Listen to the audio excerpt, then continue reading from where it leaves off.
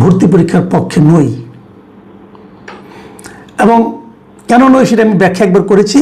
আজকেও ওই কয়েকটা প্রসঙ্গে যারা আমাকে ব্যক্তিগতভাবে আক্রমণ করেছেন এগুলি নিয়ে, সেগুলির জবাব দিলে বিষয়গুলো আমার মনে হয় যে আরেকটু আমার অবস্থানটা আমি ক্লিয়ার করতে পারবো। আমি বলছি না যে আমার বক্তব্য সঠিক, আমি বলছি আপনারা আরেকবার চিন্তা করেন। আমি বলছি সবার মতামত নেন, তারপরে আলোচনায় আসি। কমেন্টগুলো দিয়ে শুরু করা যাক। প্রথম যে কমেন্টটা আমি পড়ব সেটা লিখেছেন বুক সফট বাবর বাবু। তিনি লিখেছেন ক্লাস 1-এ বা জুনিয়র লেভেলে ভর্তি পরীক্ষা একটা বোগাস জিনিস। অফকোর্স লটারি ভালো ছিল, কোচিং সেন্টারকে প্রমোট করা হলো। আর হাসনাত আবদুল্লাহ কোন স্কুলে পড়েছিলেন? ভালো স্কুল কাকে বলে? বেছে বেছে ভালো ছেলেদের ভর্তি করলেই তো রেজাল্ট ভালোই হবে, এতে দেশের কি উন্নতি হবে? অভিভাবকদের মারাত্মক চাপ তৈরি হবে আর ভোগান্তির শেষ থাকবে না।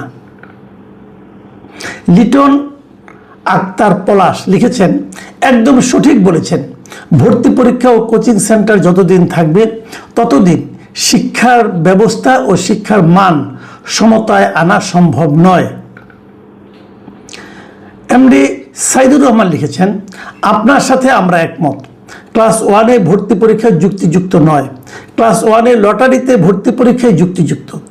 উপরের ক্লাসে ভর্তি পরীক্ষা হলে হতে পারে। আমার প্রশ্ন হলো লটারিতে ভর্তি পরীক্ষা দিয়ে পাবলিক পরীক্ষায় পাশ করে কি ডাক্তার ইঞ্জিনিয়ার পাওয়া যায় নাই? যার ফলে লটারি সিস্টেম উঠে গেল। কোচিং করে ভর্তি পরীক্ষা দিয়ে পাশ করে যখন নামি দামি স্কুলে ভর্তি হয় তখন ওই স্টুডেন্টদের নামি দামি স্কুলে ভালো ফলাফল করার জন্য আর কষ্ট করার প্রয়োজন হয় না। আজকে যখন লটারি উঠে গেল, খবরটা আসলো, তখন থেকে বিভিন্ন কোচিং সেন্টারগুলো তাদের অতীতের বিজ্ঞাপন দিতে শুরু করেছে। শহেদা সুলতানা মনি লিখেছেন মাননীয় সাংসদ হাসনাত আবদুল্লাহ, আপনি মহান সংসদে দাঁড়িয়ে কি বলেছেন আশা করি আপনি ভেবেচিন্তে বলেছেন। আমি খুব অবাক হচ্ছি আপনার চিন্তার শক্তি দেখে। আপনার কোনো ধারণা আছে প্রথম শ্রেণীতে ভর্তির জন্য কোচিং বাণিজ্য ভর্তি বাণিজ্য কি পরিমাণে ক্যান্সারের মতো ছড়িয়ে আছে? প্রথম শ্রেণীতে ভর্তির জন্য একজন 6 বছরের শিক্ষার্থীকে কি পরিমাণে প্রেশার নিতে হয়? অভিভাবককে কোচিংয়ের জন্য কত টাকা ফি দিতে হয় আপনার কোনো ধারণা আছে? আমি এই মহান শিক্ষকতা পেশায় আজকে 13 বছর যাবৎ আছি। আমি জানি একজন অভিভাবক এবং ছোট শিক্ষার্থীকে কি পরিমাণ ভোগান্তি পোহাতে হয়। নতুন করে কোচিং বাণিজ্য এবং ভর্তি বাণিজ্য চাঙ্গা করা হচ্ছে। শাইখুল ইসলাম লিখেছেন আপনার কথা মতো তাহলে ক্যাডেট কলেজ, মেডিকেল বা পাবলিক বিশ্ববিদ্যালয়গুলোর ভর্তি পরীক্ষাও তুলে নেওয়া হোক, এমনকি বিসিএসটাও লটারিতে নিয়োগ দেওয়া হোক, তাহলে বৈষম্য দূর হবে। দুনিয়ার নিয়ম হচ্ছে সার্ভাইভাল ফর দ্য ফিটেস্ট। মাননীয় শিক্ষামন্ত্রীর সিদ্ধান্তের সাথে সম্পূর্ণ ঐক্যমত্য পোষণ করছি। শাইখুল ইসলাম সাহেব, আপনার মন্তব্যটা আমি একটু জবাব দিই।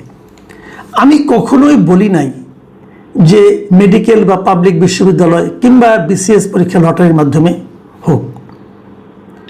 আমি যেটা বলেছি সেগুলো স্কুলে নিম্ন শ্রেণীগুলোতে এখানে লটারির মাধ্যমে ভর্তিটা নেওয়া হোক। এখানে ওই প্রতিযোগিতামূলক পরীক্ষার কোনো প্রয়োজন নেই, আমি এটা বলেছি। দেখুন, আমার একটা ধারণা যেটা মনে হলো আপনাদের কাছ থেকে, কেবল সমালোচনার জন্য সমালোচনা কিন্তু খুব গুরুত্বপূর্ণ না, তাতে সমস্যায় থেকে যাবে, আপনি সমস্যা থেকে বেরোতে পারবেন না। নিচের ক্লাসে আমি বলেছি যে একটা শিশু যতক্ষণ পর্যন্ত স্টুডেন্টরা শিশু থাকে ততক্ষণ পর্যন্ত তাদের মধ্যে প্রতিযোগিতার বিষয়টা ঢুকিয়ে দেওয়া ঠিক নয়। এটাই হলো আমার বক্তব্য। আমি বলি নাই যে লটারির মাধ্যমে মেডিকেল পরীক্ষা নেওয়া হোক, এটা আমি কখনোই বলি নাই। কাজেই এক কথা থেকে আরেক কথা জুড়ে দেওয়াটা মনে হয় সঠিক হচ্ছে না। সার্থক দাস লিখেছেন স্যার, ছোটবেলায় জেলা স্কুলে ভর্তি পরীক্ষায় ভর্তির সুযোগ পাই নাই বলে বাবা মার কাছে তার অপ্রিয় ছেলে হয়ে গেছি। জীবনে সেই দিনই পিছিয়ে পড়ি, সমাজের সেকেন্ড ক্লাস স্টুডেন্ট হয়ে গেছি। এই বৈষম্য প্রতিটি শিক্ষার্থীদের উপর হয় যারা যারা ভর্তি পরীক্ষায় ভালো প্রতিষ্ঠানে ভর্তির সুযোগ পায় না। স্যার, এইটা নিয়ে সরকারকে একটু বলুন। আমি কিন্তু এই কথাটাই বলছি। এই যে আপনার কথা সার্থক দাস সাহেব, আপনার কথা আমি বলি, আপনি একটা পরীক্ষা পাস করেন, ওই পরীক্ষায় আপনি প্রতিযোগিতায় ফার্স্ট না হওয়া অথবা যোগ্যতা না পাওয়ার অথবা আপনি ভর্তি পরীক্ষায় উত্তীর্ণ না হওয়া, প্রতিযোগিতায় টিকে না থাকার পিছনে অনেক কারণ থাকতে পারে। হয়তো ওই পরীক্ষার দিন আপনার মানসিক সমস্যা ছিল, হয়তো আপনি কিছুটা অসুস্থ ছিলেন, হতে পারে নাকি, অথবা যে প্রশ্নগুলি এসেছে আপনি যা শিখেছেন তার সঙ্গে কমন পড়েনি, হতে তো পারে। এতে কি প্রমাণ হলো যে আপনি মেধা খারাপ? তা তো নয়। দুদিন পরে হয়তো এই আপনি অন্য জায়গায় ভর্তি হয়ে অন্য জায়গায় পড়ে হয়তো ভালো করেছেন, কিন্তু আপনার সম্পর্কে কিন্তু আপনার পিতামাতার মনে একটা ধারণা হয়ে গেল যে আমার ছাত্ররা আমার ছেলেটা অতটা ভালো ছাত্র নয়। এই ধারণাটা কিন্তু আপনার মধ্যে একটা প্রভাব ফেলেছে। আপনার এটা পরিশ্রম বোঝা যাচ্ছে যে আপনার মধ্যে একটা কিন্তু সবসময় একজন হীনমন্যতা কাজ করেছে। আমরা কিন্তু একটা ছাত্রকে, একটা স্টুডেন্টকে এইভাবে তার জীবনটাকে আমরা কিন্তু নষ্ট করে দিই। ছোটবেলায় এই প্রতিযোগিতায় কিছুই বোঝা যায় না। ক্লাস 1, 2, 3, 4 কেমন স্টুডেন্ট ছিল এটা দিয়ে আপনি প্রমাণ করতে পারবেন না সে বড় হয়ে কী করবে, ভালো ছাত্র হবে কি হবে না। আপনি প্রতিযোগিতা রাখেন, পরবর্তী পর্যায়ে রাখেন, ইন্টারমিডিয়েট পাস করার পর রাখেন, কিন্তু তার আগে আপনি কেন করবেন? যখন তারা বোঝে তখন রাখেন। মাহবুব কিরণ লিখেছেন, মাসুদ ভাই উনি আসলে কারোর সাথে আলোচনা করেন নাই, শুধুমাত্র ওনার সরকারের লোকজন ছাড়া। ওনারা চিন্তা করেছেন যেহেতু এটা শেখ হাসিনা সরকারের করা একটা নিয়ম, সেহেতু এটা ভালো না, তাই পরিবর্তন করতে হবে, অন্য কোনো কারণ নেই। দেখুন এই যে মন্তব্যটা উনি করেছেন এটা কিন্তু আমি একদম উড়িয়ে দিই না। আগের দিন হাসনাত আবদুল্লাহ দাবি করলো, পরের দিন আপনি বাস্তবায়ন করে দিলেন, এটা হয় না রে ভাই। আলোচনা করা উচিত ছিল, আপনি তো বলেছিলেন আলোচনা করবেন, একদিনই আলোচনা হয়ে গেল। আরিফুর রহমান লিখেছেন, ভাই আওয়ামী লীগ আমলে গাইড বই ছিল না, বর্তমানে 9, 10-এর গাইড বইয়ের জন্য 6,000 টাকা লিস্ট ধরে দিচ্ছে স্কুলের শিক্ষকরা। দয়া করে এ ব্যাপারে জেনে একটা কন্টেন্ট করবেন। যে আপনি যে কথাটা বলেন আমি এটা জেনে করতে চাই, আপনি প্লিজ আপনার যে স্কুলে আপনার সন্তান অথবা যে স্কুলের কথা আপনি বলছেন সেই স্কুলের একটা লিস্ট আমাকে একটু হোয়াটসঅ্যাপে পাঠিয়ে দেন, সেই লিস্ট ধরে অবশ্যই আমি এটা করবো। কাজল দাশগুপ্ত লিখেছেন, আপনার সাথে কোনো সুস্থ লোক সহমত হতে পারে না, কারণ লটারি কোনো সিস্টেম হতে পারে না। পড়াশোনায় যদি প্রতিযোগিতা না থাকে স্টুডেন্টরা কি পড়াশোনা করবে? সুতরাং মন্ত্রীর সিদ্ধান্ত সঠিক। মিস্টার কাজল দাশগুপ্ত, আপনার সঙ্গে একটা কথা বলি আমি, আমার সঙ্গে সহমত হওয়া দরকার নাই, আপনি সুস্থ থাকুন, আমার কোনো আপত্তি নেই। কিন্তু আমার কথা বক্তব্যটা কি ভাই, আপনি কি লটারি সিস্টেমটা বুঝেন? আমার ধারণা আপনি বুঝেন না। যে লটারি সিস্টেমের মাধ্যমে ভর্তিগুলি হয় এটা কি আপনি বুঝেন? যারা অ্যাপ্লিকেশন করতে চায় সবাই লটারিতে নেয় তা কিন্তু না। বিষয়টা কি আমি সেটা আপনাকে বলি, একটু বোঝার চেষ্টা করেন ভাই। প্রত্যেকটা স্টুডেন্ট তার যেখানে বাসা, সেই বাসার আশপাশের কয়েকটা স্কুলকে তারা গুরুত্ব দেয়। বলা হয় যে আপনি কোন কোন স্কুলে ভর্তি হতে চান, 10টা 12টা একটা তালিকা দেওয়া হয়। এই 10-12টার মধ্যে আপনি কোনটায় কোনটায় ভর্তি হতে চান আপনি সেটা বলবেন। তারপর আপনার যে মার্কস আছে, মার্কশিট আছে, সেটা তাদের কাছে পাঠাবেন। পাঠানোর পর সেই মার্কশিটের আলোকে কোনটা কোনটায় আরও তো অনেকে অ্যাপ্লাই করে, তারা দেখে যে কোন স্টুডেন্টটাকে কোন কোন স্কুলে দেওয়া যেতে পারে। এবং সেখানে ধরেন একটা ভালো স্কুল আছে, ওখানে যাদের বেশি মার্কস আছে তারাই কিন্তু চান্সটা পায়। সবচেয়ে খারাপ মার্কসের এখানে চান্স পায় তা কিন্তু না। কিন্তু এমনও তো হতে পারে একটা বেশি মার্কস পেয়েছে কিন্তু সেই ওই স্কুলে চায় না, অন্য স্কুলে চায়, তখন তাকে সেই স্কুলেই ফার্স্ট চয়েস রাখা হয়। এরকম প্রত্যেকটা স্টুডেন্টকে 10টা করে চয়েস দেওয়া হয়, যে তুমি যে 10টা চয়েস দিয়েছো তার মধ্যে এই তোমার চয়েসের সিরিয়াল, তুমি 1 নম্বরে ভর্তি হতে পারবে। এরকম করে একটা খুবই সায়েন্টিফিক ওয়েতে লটারিটা করা হয়। এবং আমি এটা দেখেছি, আমার ভাইয়ের ছেলে ভর্তি হয়েছে, আমি জানি। কাজেই মানে আপনি লটারি মানে নাম ধরে সমানে দেওয়া হলো তা নয় কিন্তু। আর একদম এলিমেন্টারি ক্লাস মানে ক্লাস 1-এ, হ্যাঁ, সেখানে এলাকা ভিত্তিক করে যে কার বাসার থেকে স্কুলটা কত কাছে তাকে চান্স দেওয়া হয়। এটাই স্বাভাবিক। একটা স্টুডেন্ট ওয়াকিং ডিস্টেন্সে স্কুলে যাবে, বাচ্চা ছেলে মেয়েরা, এটি তো হওয়া উচিত, তাই নয় কি? এখন আপনি বলবেন ওই স্কুলটা খারাপ, আমি এটা ব্যাখ্যা করেছি, কিন্তু ওই স্কুলটা খারাপ হবে কেন? সরকারের উচিত হবে সবগুলো স্কুলের মধ্যে একটা স্ট্যান্ডার্ড মেনটেন করা। এটা সরকার করে দিবে, কোনো সমস্যা তো নেই। যে স্কুল একটু পিছিয়ে আছে সেখানে ভালো টিচার দেবে, ভালো এনভায়রনমেন্ট দেবে, সরকার দেবে, তাহলেই তো হয়ে গেল। কাজেই তারপর আমি মনে করি যে আমার সঙ্গে সুস্থ বয়সের সহমত না হয় বলে আপনি মনে করেন, তাহলে আপনাকে আমি আর মানে এই ব্যাপারে কোনো রিকোয়েস্ট করবো না। আমি বলবো আপনি আরেকটু ঠান্ডা মাথায় চিন্তা করেন বিষয়টা নিয়ে। মাই চার্মিং লাইফ তিনি লিখেছেন, জনাব লটারির কারণে অনেক মেধাবী শিক্ষার্থী সকল যোগ্যতা থাকা সত্ত্বেও নিজ বাসার পাশে নিজ পছন্দ মতো বিদ্যালয়ে পড়তে না পারার কারণে হতাশায় নিমগ্ন হয়ে লেখাপড়ার প্রতি আগ্রহ হারিয়ে ফেলে এ দায় কে নেবে? কোনো বুদ্ধিজীবী নেবে? এজন্য লটারি বাতিল করার জন্য মাননীয় প্রধানমন্ত্রী সহ শিক্ষামন্ত্রী মহোদয়কে অভিনন্দন জানাচ্ছি। ভাই, মাই চার্মিং লাইফ, আপনার লাইফ অবশ্যই চার্মিং, কোনো সমস্যা নাই, কিন্তু আপনি যে কথা বলেন এই কথা আপনি আরেকবার পড়েন, আপনি কি লিখেছেন। তার যোগ্যতা আছে, সে কেন পড়তে পারবে না নিজের পছন্দ মতো স্কুলে, আবার বাসার পাশে? সে তো লটারির সিস্টেম, লটারির মূল থিওরিটাই হলো যে আপনি বাসার পাশের স্কুলে সবচেয়ে বেশি গুরুত্ব পাবেন আপনার জন্য। তাহলে এখানে যোগ্যতা থাকলে তার না পড়তে পারে, কী কারণ থাকতে পারে? কোনো কারণ নেই। আপনি লটারি সিস্টেমে একটু আগে আমি একজনকে বলেছি, মিস্টার দাশগুপ্তকে, ওটা একটু শুনে আরেকবার। লটারি সিস্টেমটা একটু জেনে নেন নিজের মতো করে, তারপরে বুঝবেন যে ভাই লটারি মানেই কিন্তু যে খারাপ জনকে চান্স পাবে, ভালো জনকে চান্স পাবে না, বিষয়টা কিন্তু তা নয়। মোহাম্মদ গোলাম হাসনাইন লিখেছেন, বাণিজ্য হবে, শিক্ষক বাণিজ্য করবে, কমিটি বাণিজ্য করবে, ভুগবে শিক্ষার্থী আর অভিভাবকরা। দেখেন, ওনার এই কথাটা না একদম চরম সত্য। আমি দেখেছি এই লটারি সিস্টেমের আগে ভিখান নাসার স্কুলে একজন স্টুডেন্টকে ভর্তি করার জন্য, তখন এখানকার এমপি ছিল রাশেদ খান মেনন, তার কাছে কত টাকা নিয়ে তারা গিয়েছে, কতবার গিয়েছে, এবং কী পরিমাণ টাকার লেনদেন হয়েছে। এর আগের বার আমি আগের বার কথা বলতে পারি, কী পরিমাণ টাকার লেনদেন হয়েছে এগুলো আমরা দেখেছি। কাজেই কি যে হবে লটারিটা উঠিয়ে গেলে, এটা বুঝতেই পারছেন। রেজাউল করিম লিখেছেন, ভর্তি পরীক্ষা লটারি সিস্টেম চালু হওয়ার কারণে বৈষম্যহীন সমাজ প্রতিষ্ঠার একটা সুযোগ তৈরি হয়েছিল। একজন রিক্সাওয়ালার সন্তানও ভালো স্কুলে পড়ার সুযোগ পেত। আবার ভর্তি পরীক্ষা চালু হলে কোমলমতি শিশুদের মানসিক পীড়ন শুরু হবে, ভালো স্কুলে ভর্তির প্রক্রিয়াটা বড়লোকের দখলে যাবে, আর কোচিং সেন্টারগুলো ফুলে ফেপে বড়লোক হবে। আমি ভর্তি পরীক্ষা পদ্ধতির তীব্র বিরোধিতা করছি।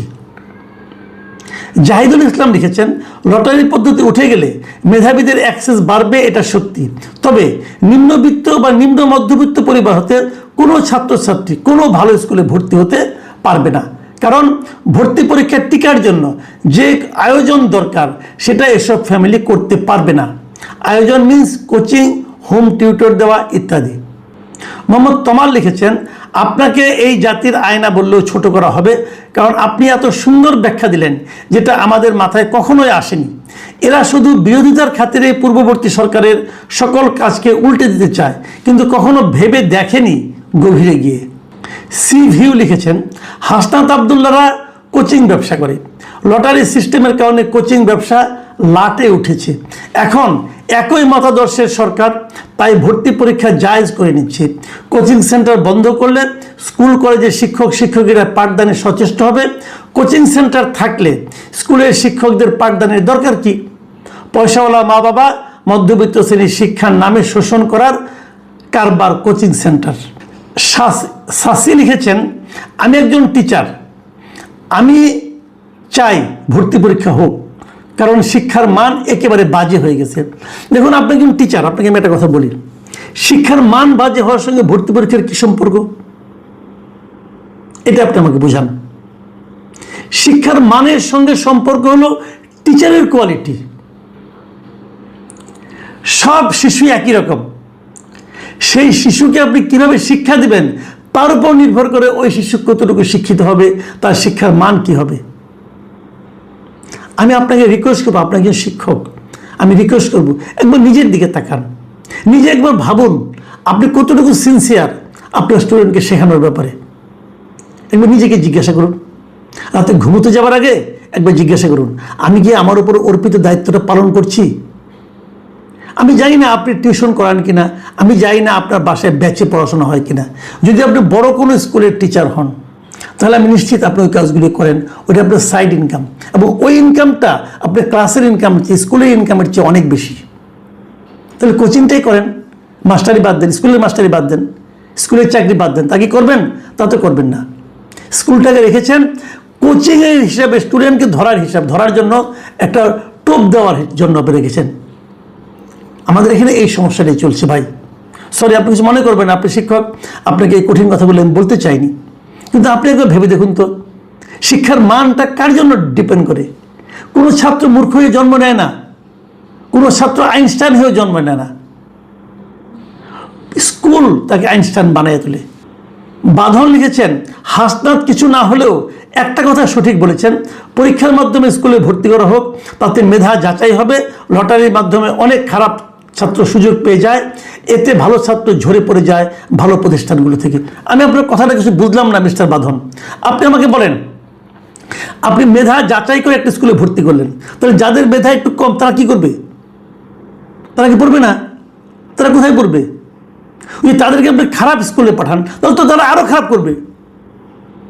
যাদের মেধা একটু কম তাদের জন্য তো ভালো টিচার দরকার, ভালো স্কুল দরকার, ভালো এনভায়রনমেন্ট দরকার, যাতে তারা করতে পারে। আর যে খুব মেধাবী স্টুডেন্ট সে তো খারাপ জায়গায় পড়লেও সে মেধার জন্য এগিয়ে আসবে। হারুনুর রশিদ লিখেছেন, জাপানে নাকি ক্লাস 8 পর্যন্ত কোনো পরীক্ষায় নেওয়া হয় না, আর আমাদের দেশে 1-এ ভর্তি হলেই পরীক্ষা দিতে হবে। কোচিং সেন্টারে রমরমা ব্যবসা। মলয় সাহা লিখেছেন, কোচিং ব্যবসা জমজমাট হবে, তাছাড়া নাম করা স্কুলে কেবল ভালো ছাত্রছাত্রী ভর্তি হবে, আর একটু কম নামী স্কুলে দুর্বল ছাত্রছাত্রী পড়বে, ফলে সমাজে বিরাট বৈষম্য সৃষ্টি হবে। বরং নাম করা স্কুল যদি সমাজের দুর্বল ছাত্রছাত্রীকে পাঠদান করে, তাকে গড়ে তোলাই হলো রাষ্ট্রের কাজ। দেখুন মিস্টার মলয় সাহা যে কথাগুলি বলেছেন, এটি হলো কথা, মূল বক্তব্যটা এখানে। আপনি যার আগে একটু প্রিভিয়াস স্কুলে ভালো রেজাল্ট করেছে, অথবা যার মা বাবা তার সন্তানকে কোচিংয়ে পড়াতে পেরেছে, ভালো টিচারের কাছে পড়াতে পেরেছে, সে তো ভর্তি পরীক্ষা ভালো করবে।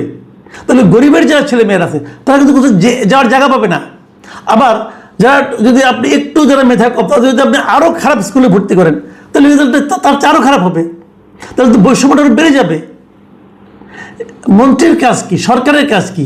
সরকারের কাজ কি গেলে ভালো ছাত্রদের দিকে তাকানো, ভালো স্কুলের দিকে তাকানো, নাকি সামগ্রিকভাবে এই ছাত্রছাত্রীদের দিকে তাকানো? ভাই এই প্রশ্নটাই কিন্তু আমি বারবার করছি। জয়নাল লিখেছেন, জামাতের কোচিং বাণিজ্য ফুলে ফেঁপে ওঠার জন্য এই বাচ্চাদের প্রতিযোগিতায় ফেলা। এটা শুনতে একটু রাজনীতির মতো মনে হচ্ছে, কিন্তু আমি কিন্তু এটাকে একদম উড়িয়ে দিচ্ছি না। কারণ ঢাকা শহরে, বড় বড় শহরগুলোতে যত কোচিং সেন্টার আছে তার 95% এই জামাত শিবিরের কোচিং সেন্টার। কাজে ওনারাও কিন্তু চান যে কোচিং ব্যবসাটা চলুক। ওনাদের আবার দুইটা লক্ষ্য, একটা হলো কোচিংয়ে যারা আসবে অর্থ কামাই হবে, আর দ্বিতীয় একটা হলো এই ছোট ছোট বাচ্চাদের মধ্যে থেকেই তারা তাদের রাজনৈতিক ধ্যান ধারণাটা ঢুকিয়ে দিতে পারবে। এটা কিন্তু একটা বিষয় আছে ভাই, সরকারকে এই জিনিসটা বুঝতে পারছে? শুনেন আমি বলি আপনাদেরকে একটা কথা, যে আমাদের শিক্ষা ব্যবস্থার সবচেয়ে জঘন্য এবং সবচেয়ে ভয়ঙ্কর ক্যান্সার হচ্ছে এই কোচিং সেন্টারগুলো। এই কোচিং সেন্টার